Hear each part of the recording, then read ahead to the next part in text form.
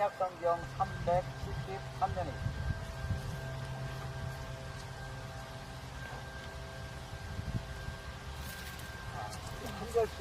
한 절씩 교독해서 읽도록 합니다. 야고보서 3장 1절에서 12절까지 말씀. 내 형제들아, 너희는 선생된 우리가 큰 심판을 받을 줄 알고 선생이 많이 되지 말라. 그가 다 실수가 많으니 만일 말에 실수가 없는 자라면 곧 온전한 사람이라. 네 온몸도 굴레 씌우리라. 우리가 말들의 입에 재갈 물리는 것은 우리에게 순종하게 하려고 그 온몸을 제어하는 것이다. 또 배를 보라. 그렇게 크고 강풍에 밀려가는 것들을 지극히 작은 키로서 사공의 뜻대로 운행하나니. 이와 같이 혀도 작은 빛체로 큰 것을 자랑하도다. 보라, 얼마나 작은 불이 얼마나 많은 나무를 태우는가. 혀는 곧 불이요 불의의 세계라. 혀는 우리 시체 중에서 온몸을 더럽히고 삶의 수레바퀴를 불사르나니 그 사르는 것이 지옥불에서 나느니라. 여러 종류의 짐승과 새와 벌레와 바다의 생물은 다 사람의 길들일 수 있고 길들여 왔거니와. 혀는 능히 길들일 사람이 없나니 쉬지 아니하는 악이요 죽이는 독이 가득한 것이라. 이것으로 우리가 주 아버지를 찬송하고 또 이것으로 하나님의 형상대로 지음받은 사람을 거주하나니. 한 입에서 찬송과 저주가 나오는도다. 내 형제들아, 이것이 마땅하지 아니하니라. 샘이 한 구멍으로 어찌 단물과 쓴물을 내겠느냐. 네 형제들아, 어찌 무화과 나무가 감람 열매를 포도나무가 무화과를 맺겠느냐. 이와 같이 짠물이 단물을 내지 못하느니라. 아멘. 살아계신 하나님의 말씀입니다. 예전에 만득이라는 백정이 있었어요. 백정 그러면은 뭐 우리가 좋게 얘기하는 그 대서장을 얘기하죠.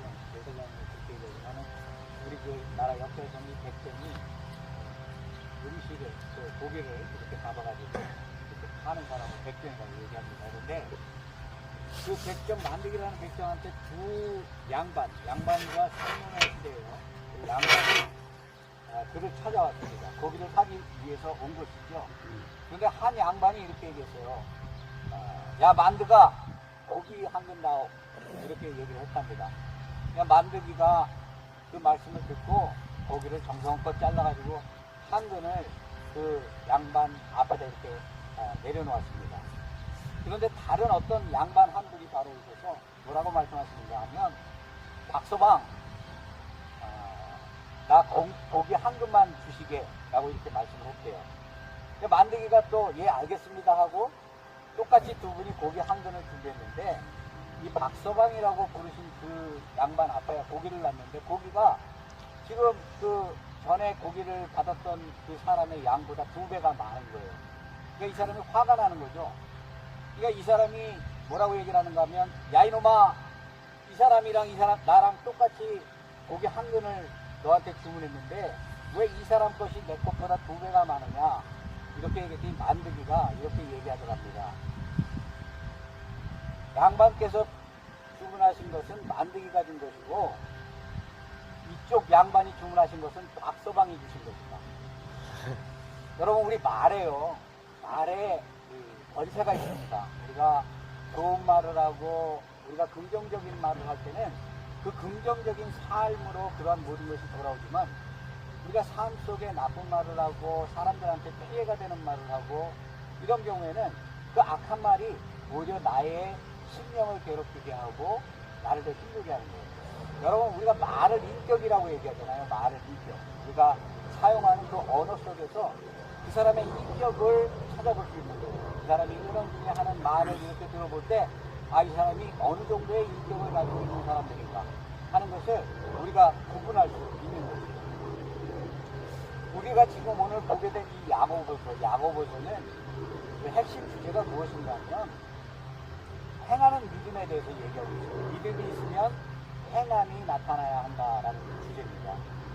야고보가 이렇게 주장하는 이유는 뭔가 하면, 그 시대에 믿음이 있고 예수 그리스도를 믿는다는 그러한 그 그 유대 공동체, 예수 그리스도 기독교 공동체가 말은 예수를 믿는다 하지만 행동이 따라주지 못했던 거예요. 그렇기 때문에 바울은 오직 구원을 우리가 믿음으로 얻는다.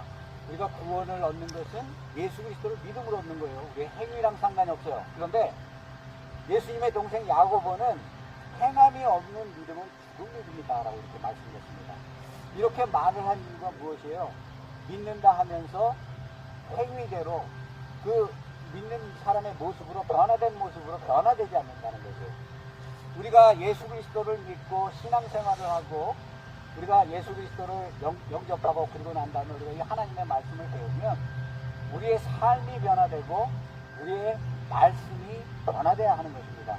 만약에 우리가 변화되지 않고 우리의 삶의 모습이 그대로 있다면 마치 어린아이가 성장하지 않고 그대로 그 성장이 멎어 있는 것과 같은 그러한 신앙의 모습을 보일 수 있는 것이에요. 그래서 우리는 항상 그 믿음에 맞는 합당한 열매가 삶의 모습으로 나타나야 하는 것이죠. 오늘 이 12절에 보게 되면요, 뭐라고 말씀하시느냐면 내 형제들아 어찌 무화과 나무가 감람 열매를 포도나무가 무화과 나무를 맺겠느냐. 이와 같이 짠 물이 단물을 내지 못하느니라. 지금 얘기는 무슨 말씀하시는 거예요? 무화과 나무에서 무화과 나무가 나무의 열매가 맺어야지 무화과 나무가 감람 열매를 맺을 수 없다는 것이죠. 그 얘기는 우리가 아무리 그 믿음을 강조하고 우리가 내가 믿고 구원 얻을 확신을 갖고 있다 할지라도 우리의 삶과 언행에 변함이 없다면 그것은 참된 것이 아니라는 것을 이렇게 말씀을 해주시는 거예요. 야고보는 당시 그리스도인들이 믿는다 하면서 이렇게 믿음의 삶이 일치하지 않고 이렇게 믿음만을 강조하는 그런 사람들에게 행하지 않은 믿음은 죽은 믿음이다 라고 이렇게 말씀을 했습니다. 야고보서 2장 22절에 보면 믿음이 그의 행함과 함께 일하고 행함으로 믿음이 온전하게 되었느니라 라고 이렇게 말씀하고 있고 2장 26절에는 영혼이 없는 몸이 죽은 것 같이 행함이 없는 믿음은 죽은 것이다 라고 이렇게 결론을 내립니다.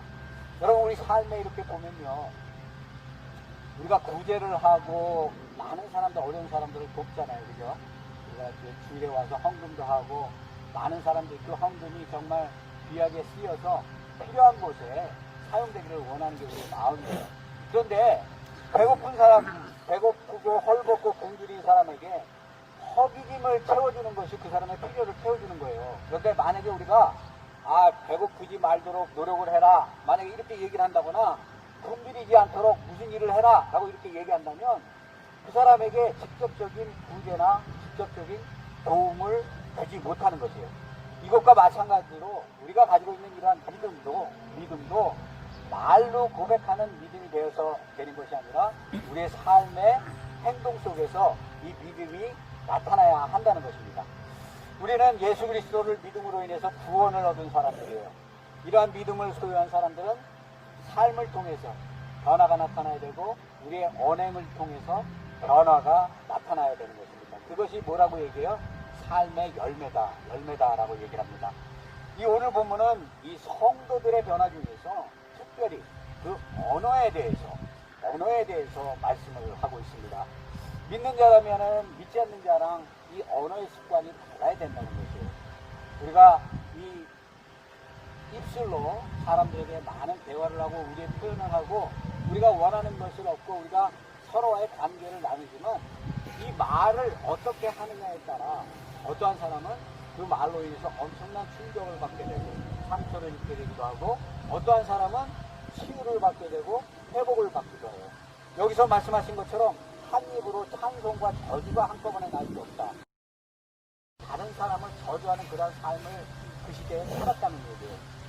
저도 이 말씀을 이렇게 준비하면서 저 자신을 돌아볼 때 제가 목회자로 하나님께 부름을 받았지만 너무나 부끄러운 거예요.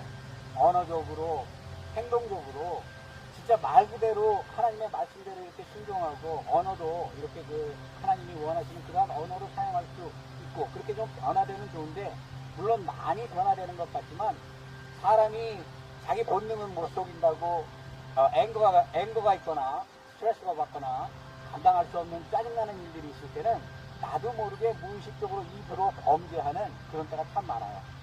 그럴 때마다 자신을 돌아보면서 후회하고 정말 눈물로 회개하지만 또 그러한 삶 속에서 계속해서 이렇게 반복되는 그러한 나의 모습을 볼 때 너무나 힘들고 괴로울 때가 많이 있습니다.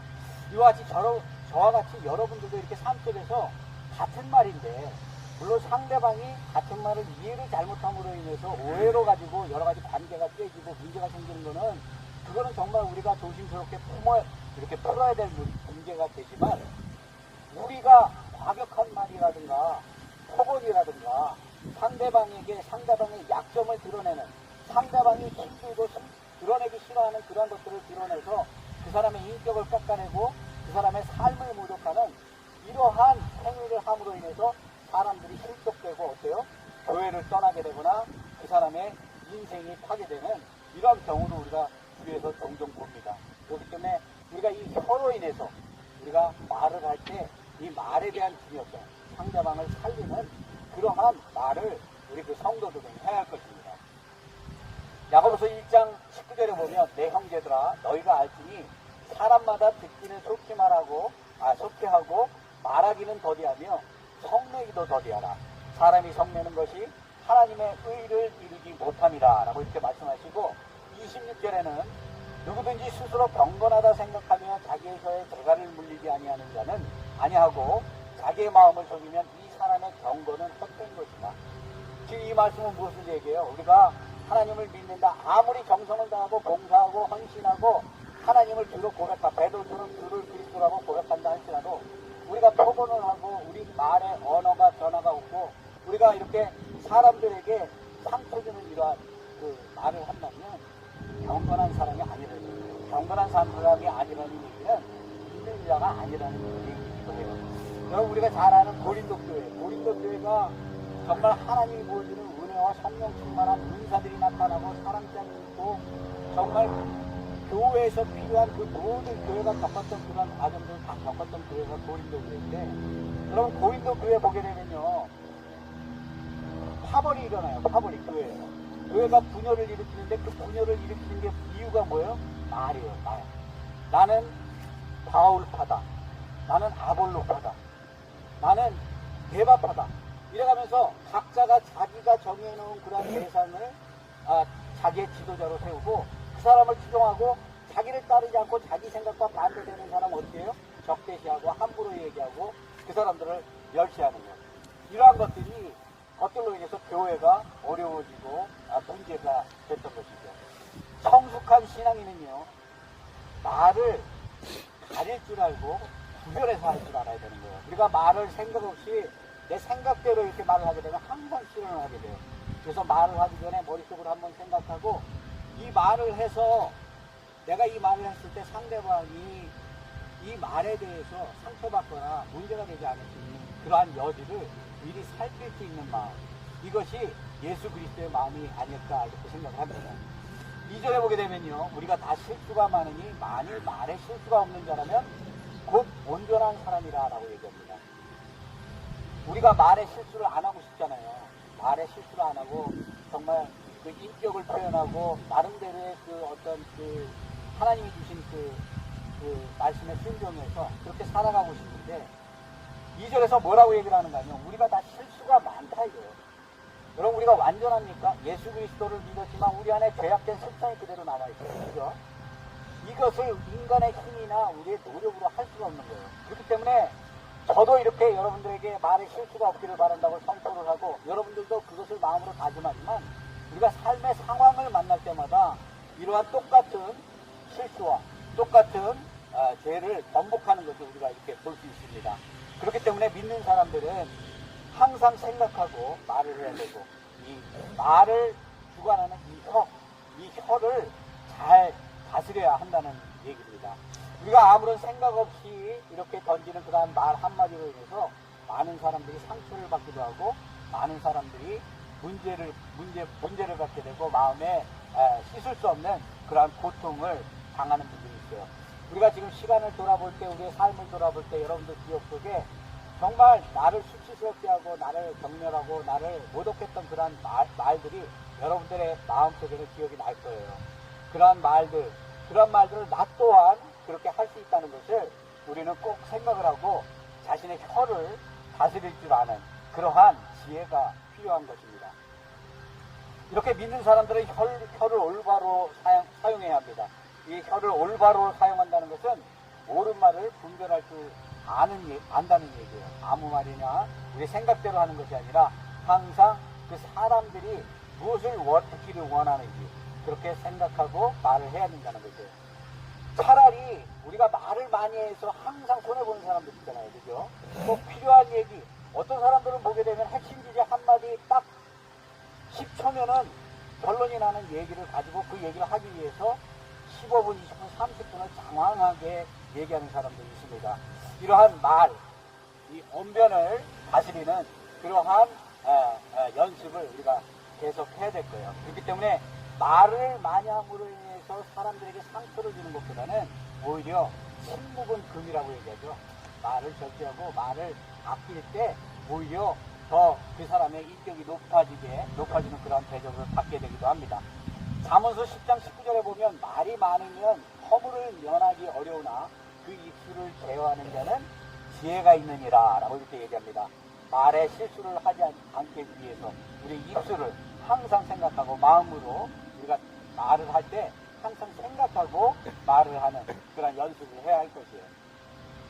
오늘 본문 1절에 보게 되면요. 내 형제들아 너희는 선생된 우리가 큰 심판을 받은 줄 알고 선생이 많이 되지 말라라고 이렇게 얘기합니다. 여러분 선생은 어떠한 사람을 선생이라고 그래요? 가르치는 사람이에요. 가르치는 사람을 선생이라고 그러고 배우는 사람은 뭐라고 그래요? 제자라고 그럽니다. 그런데 바울이 얘기하는 지금 여기서 야고보가 얘기하고 있는 여기서 얘기하고 있는 이 선생은요 성도들을 얘기하는 거예요. 당시대의 교회의 지도자들. 말 그대로 지금 우리 그 교회로 따진다면 우리 장로님들, 권사님들, 그리고 안수 집사님들 이러한 직분을 받고 하나님의 말씀을 가르치고 하나님의 말씀을 묵상하고 하나님의 말씀을 나누는 분들 이러한 사람들의 직분을 얘기하는데 당시 때에는 이 선생을 누굴 보고 선생이라고 그랬냐면은 우리가 니고데모도 그 예수님을 찾아서 뭐라고 그래요? 랍비요 선생이요 이렇게 얘기하잖아요. 당시대 율법을 가리키는 이 라바이들을 선생님이다 이렇게 얘기했어요. 그래서 그 시대에는 이렇게 선생이 되기 위한 것, 선생이 되기 위해서 선생이 사회적으로 그 존경을 받고 사람들의 주목을 받기 때문에 이렇게 선생이 되기 위해서 이렇게 많은 사람들이 노력을 했어요. 그런데 지금 여기서 너희는 선생이 1절에서 선생된 우리가 더 큰 심판을 받은 줄 알고 선생이 많이 되지 말라라고 이렇게 얘기합니다. 이 얘기는 뭐예요? 선생은 그만큼 덕망이 있고 높은 자리에 있는 만큼 책임이 크다는 얘기입니다. 책임. 그렇다면 우리가 교회의 목회자나 장로님이나 권사님이나 이 직분에 맞춰서 그 말할 때에 말에 책임이 따른다는 거예요. 우리가 그렇잖아요. 일반 평신도가 서기집사가 뭐라고 막 아무렇게 얘기하는 건 우리가 용납하고 이해할 수 있지만 만약에 교회 중책인 장로님이 함부로 사람들에 대해서 사람들의 인권을 모독하는 얘기를 하고 다닌다거나 아니면 권사님이 그 사람의 그 아픈 얘기들을 그런 걸 다 이렇게 소문을 퍼뜨리고 다닌다거나 이러면 그 사람들이 마음에 얼마나 상처가 크겠어요. 그 교회 이수수일수록 선생이 되어야 하지 말고 오히려 말에 실수가 없게 하라라고 이렇게 말씀하고 있는 것입니다. 당시대에는 이렇게 거짓 선지자들이 많았어요. 저도 목회자가 되니까 말을 많이 하게 돼요. 설교를 많이 하게 되면 아무래도 복음을 전하거나 이러다 보면은 말을 많이 하게 되는데 저도 이 말이 많기 때문에 상대방의 질문을 했을 때 나도 모르게 실수하고 상대방에게 상처 주고 이런 경우가 많이 있습니다. 그럴 때마다 회개하고 어저께도 목회자들끼리 그런 일이 있었는데 저는 양심에 좀 그런 일이 그런 걸 좀 느꼈어요. 그래서 이 설교를 준비하면서 정말 회개해야겠다, 조심해야겠다 하는 그런 생각을 많이 했습니다. 마태복음 12장 36절에서 37절에 보면 내가 너희에게 이르노니 사람이 무슨 무익한 말을 하든지 심판날에 이에 대해 신문을 받으리라. 내 말로 의롭다 함을 받고 내 말로 정죄함을 받으리라. 우리가 심판대에 섰을 때 우리의 죄악을 가지고만 심판받는 게 아니라 우리가 살아가면서 그러한 남들에게 했던 그러한 말을 통해서 정죄를 받게 될 것이다. 그렇기 때문에 우리가 하나님의 이 말씀을 찬양하고 하나님의 말씀을 읽고 묵상하고 말씀을 전하는 자로서 우리의 입에서 여러 가지 그 온전한 말이 증거될 수 있도록 그렇게 노력을 해야 합니다. 우리가 이렇게 해야 하는 이유가 무엇입니까? 그 이유에 대해서 3절과 4절에 얘기하고 있습니다. 3절과 4절에 보면 우리가 말들의 입에 재갈을 물리는 것은 우리에게 순종하려고 그 온몸을 제어하는 것이다. 또 배를 보라. 그렇게 크고 광풍이 밀려가는 것들을 지극히 작은 피로서 사공의 뜻대로 운행을 한다라고. 지금 뭐라고 얘기해요? 말의 재갈, 말의 입에 물린 재갈과 배의 키를 가지고 얘기를 하고 있어요. 여러분, 우리가 함부로 얘기하는 이 말이 우리의 인생을 여러분 우리의 인생의 결과로 나타난다는 거 아세요? 아무리 우리가 많이 갖고 아무리 많이 소유하고 아무리 우리가 정말 세상에 부러운 게 없다 할지라도요, 우리가 말에 부족함이 있으면 사람들이 겉으로 표현 안 해도 그 사람의 인격의 정도를 파악을 합니다. 아무리 무지하고 아무리 배운 게 없고 예수님께서는 배우지 않으셨잖아요. 하지만 하나님의 말씀만 할 경우에는 사람들에게 높임을 받고 사람들이 그 예수 그리스도를 수종하게 되는 거예요. 예수님은 사람을 살리는 말씀을 하셨지 사람을 죽이는 말씀을 하지 않으셨어요. 예수님께서는 이 세상에 오셔서 병든 자를 치유하고 죽었던 자를 살리는 것, 이 모든 것을 말씀의 권세로 하셨단 말이에요. 그런데 사단마귀는 어떻게 합니까? 우리를 죄악 속에 넣기 위해서 사단마귀가 하나님의 말씀을 뭐라고 얘기했어요? 속였잖아요. 속였잖아요. 이와 같이 옳은 말과 잘못된 말의 결론이 너무나 다르다는 얘기예요. 말의 입에 재갈을 물린다. 이 말의 입에 재갈을 물린다 보면 코에다가 이렇게 그 구멍을 내듯이 말의 입에 재갈을 물려야 말을 길들일 수 있고 말이 달리게 할 수 있어요. 경주마가 말 경주를 하는데 입에 재갈이 물려져 있지 않으면 자기 마음대로 뛰어가는 거예요. 하지만 기수가 경주마에 그 재갈이 물린 그 끈을 잡아서 왼쪽으로 당기면 왼쪽으로 가고 오른쪽으로 당기면 오른쪽으로 가는 게 말이 그렇게 하게 돼 있는 거예요. 세울 때는 뒤로 당기면 말이 막 달리다가도 쓰잖아요. 왜 쓰겠어요? 그 재갈이 어떠한 역할을 하는가 하면 말이 뛰고 왼쪽으로 가고 오른쪽으로 갈 수 있도록 입에 줄을 당김으로 인해서 말에게 통증이 가해지는 거예요. 아픈 거예요. 아프기 때문에 그가 원하는 대로 하는 것이 아니라 그 줄을 당기는 대로 말을 듣는 거예요. 그래서 아무리 야생마고 힘이 좋고 아무리 파워풀하고 그런 말이라 할지라도 재갈을 물려놓으면 어린아이가 그 줄을 잡고 끌면 그 줄대로 따라가게 돼 있는 거예요. 여러분, 또한 배는 어떻습니까? 배. 우리가 큰 배들, 작은 배부터 큰 배들이 많지만 이 큰 배가 움직이고 가고자 하는 방향, 목적지로 가기 위해서는 뭐가 있어야 돼요? 키가 있어야 돼요. 키가 없으면 배는 어때요? 파도를 만나서 풍랑을 만나게 되면 거기서 뒤집혀 모든 사람이 죽게 됩니다. 하지만 이 키가 있으면요, 폭풍을 만난다 하더라도 그 폭풍을 파헤쳐서 넘어가고 온전하게 안전하게 원하는 그러한 목적지로 갈 수 있는 거예요. 이와 같이 말의 입에 물리는 재갈과 그 배의 키처럼 우리 육신에서 가장 작은 부분, 정말 이 가장 작고 연약한 부분이 무엇이에요? 바로 우리 입술의 혀란 말이에요. 혀. 이 혀가 마치 큰 배를 움직이고 이렇게 그 성난 그러한 그 말을 움직이는 것과 마찬가지로 우리가 입술을 어떻게 쓰느냐에 따라, 어떻게 우리가 말을 행하느냐에 따라서 우리의 삶의 모습이 달라진다고 얘기를 하고 있는 것입니다. 이렇게 말의 영향력은 어때요? 사람을 살릴 수도 있고 죽일 수도 있다는 얘기예요. 파괴적일 수 있다는 얘기입니다. 어떻게 파괴적인가 하는 것을 오늘 5절과 6절에 얘기해요. 이와 같이 혀도 작은 지체로 돼 큰 것을 자랑하도다. 보라, 얼마나 작은 불이 얼마나 많은 나무를 태우는가. 혀는 곧 불이요 불의 세계라. 혀는 우리 지체 중에 온몸을 더럽히고 삶의 수레바퀴를 불살이나니 그 사르는 것이 지옥불에서 나느니라. 보게 되면 혀는 곧 불이요 불의 세계라 라고 이렇게 얘기를 합니다. 혀는 우리 지체 중에서 온몸을 더럽히고 삶의 수레바퀴를 불사른다. 그 사르는 것이 지옥불에서 난다.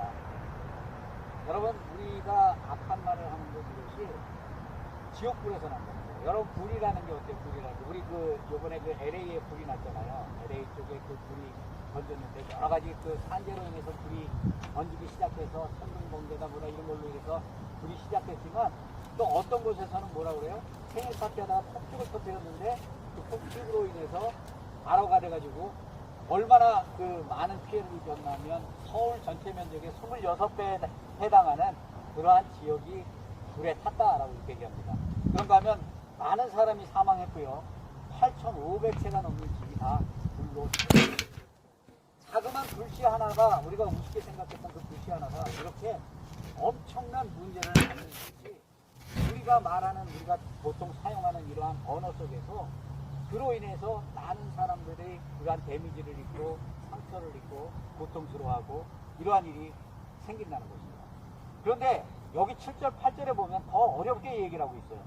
여러 종류의 새와 벌레와 바다의 생물은 다 사람이 길들일 수 있고 길들여 왔거니와 혀는 능히 길들일 사람이 없나니 쉬지 아니하는 악이요 죽이는 독이 가득한 것이다 라고 말씀을 합니다. 혀는 길들일 사람이 없다는 거예요. 이 얘기는 무엇입니까? 우리의 노력으로 우리의 의지로 할 수 없다는 얘기예요.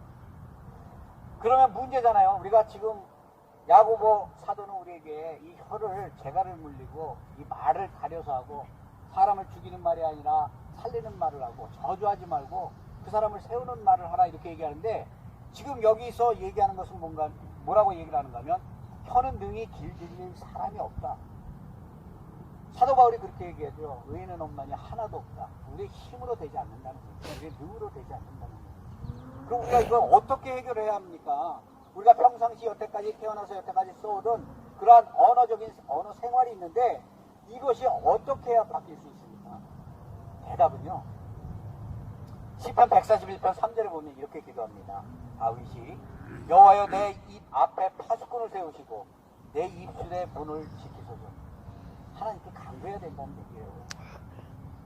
성령의 인도하심을 받아서 내가 남에게 실언하고 폭언하고 말로 범죄했을 때 그것을 하나님께 아뢰고 하나님께서 성령께서 내 입술을 주관하시고 내 마음을 주관하시고 내 생각을 주관하셔서 나로 인해서 입술로 범죄하지 않을 수 있도록 이렇게 간절히 간구하고 기도해야 된다라고 이렇게 오늘 말씀하고 있는 것입니다.